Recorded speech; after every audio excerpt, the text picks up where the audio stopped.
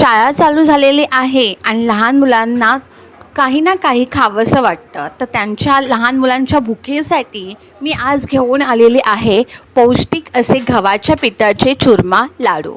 आता गूळ चिरून घेतलेला आहे आणि 2 कप गव्हाचं पीठ घेतलेलं आहे. नॉर्मली या लाडूला जाडसर असं पीठ लागतं गव्हाचं, पण आपल्याकडे नसतं, तर आपल्याला बारीक रवा वापरायचा आहे. नसेल बारीक रवा तर मिक्सरला ग्राइंड करा.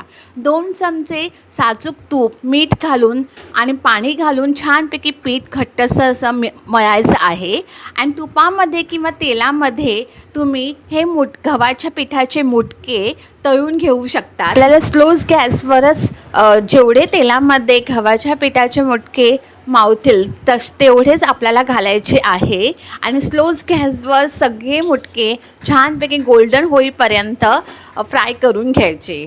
आता मुटके सगळे थंड झाल्यावर मिक्सरला पल्स मोडवर रवा असं ग्राइंड करायचं आहे. आता अर्धा कप साजूक तूप घेतलेलं आहे आणि तूप गरम झाल्यावर आवडीनुसार ड्रायफ्रूट्स घालायचे आणि 1 कप गूळ घेतलेला आहे. तोही आपल्याला पाक अजिबात करायचा नाही आहे, फक्त गूळ पूर्णपणे वितळायचा आहे. आता मी वेलची पूड घातलेली आहे. सर्व काही एकजीव करायचं आणि आपल्याला लाडू करायचे आहेत. आता लाडू छानपैकी वळून घेतलेले आहे. आता लाडूला चकाकी अजून येण्यासाठी त्या खसखस लावायचं.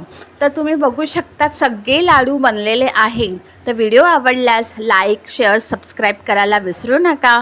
श्री स्वामी समर्थ. Bless you.